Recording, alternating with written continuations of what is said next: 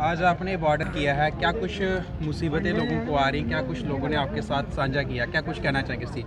देखो, मैं तो इनकी हिम्मत और हौसले की दाद देता हूँ। जी अभी जैसे तूफ़ान चढ़ा हुआ है, बादल चढ़े हुए हैं, ऐसे ही कहीं ना कहीं मीडिया पे भी कुछ बादल छाए हुए हैं। तो मैं ऐसे ही रूटीन में जैसे आता हूँ, पीछे भी आए थे, अब भी आए। एक तो पूरे LOC का हमने विज़िट किया है, जी 2 4 5 पंचायतें जो हैं वो कवर की हैं।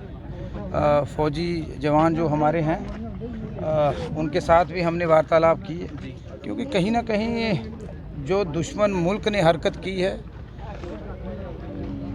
कायराना, बुज़दिलाना, बारबरिक एक्ट किया है, उसके बाद से ऐसा लग रहा है कि उनको जवाब देना लाजमी हो गया। और जो गवर्नमेंट ऑफ इंडिया, हमारे प्रधानमंत्री फैसला करेंगे, उमर अब्दुल्ला सरकार, उसका एक एक आदमी उस फैसले के साथ शाना बशाना खड़ा होगा।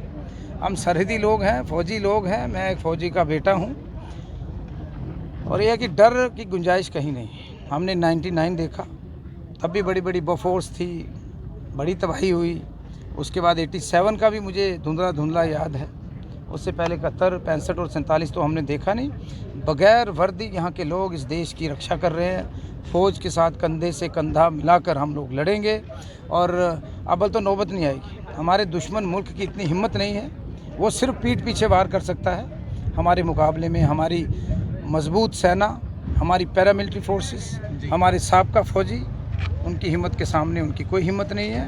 वो कायराना और बुज़दिलाना हरकतें कर सकते हैं। भारत माता की जय, भारत माता की जय, भारत माता की जय। कुछ लोग ये चाहते हैं कि जंग होना चाहिए पाकिस्तान के साथ, क्या इसका कोई यही सोल्यूशन है, या इसके अलावा हम कोई देखो, और जहाँ चीज़ जहाँ निकाल आतंकवादियों के अड्डे हैं, देश विरोधी ताकतों के अड्डे हैं, उनको निस्तनबूद करना तो चाहिए। बाकी आम नागरिक का किसी भी मुल्क में कोई रोल नहीं होता। शरारती तत्व होते हैं, सरकारें होती हैं, और आपको पता है जो नशा हिंदुस्तान में है वो ISI कंट्रोल कर रही है। हम नशे के विरुद्ध जो लड़ रहे हैं, तो कहने का मतलब है जंग तो आखिरी हल होना चाहिए। लेकिन अभी जो उन्होंने किया हमारे साथ, बेकसूर निहत्तों को, इंसानियत की हत्या की, तो मुझे लगता है कहीं ना कहीं हमें इसका जवाब ज़रूर देना चाहिए। चाहे वो कहीं भी छिपे हों, हमारे दुश्मन मुल्क में हों, अंदर हों, या बॉर्डर पे बैठे, उसको जवाब तो ज़रूर देना चाहिए। और हमारे लोग, हमारी सेना बहुत मजबूत है, सशक्त है, और हम अगली सफ़ में बैठे होंगे जब देश की रक्षा की बात होगी। हमारे शरीर का, हमारे खून का एक एक कतरा हमारे मुल्क के लिए, कंट्री फर्स्ट, हम अपने प्राण तक त्यागने को तैयार हैं। हमारा मुल्क महफूज रहना चाहिए, हमारे बच्चे महफूज रहने चाहिए, और मुझे लगता नहीं कि ऐसा कुछ होगा। भारत माता की जय, भारत।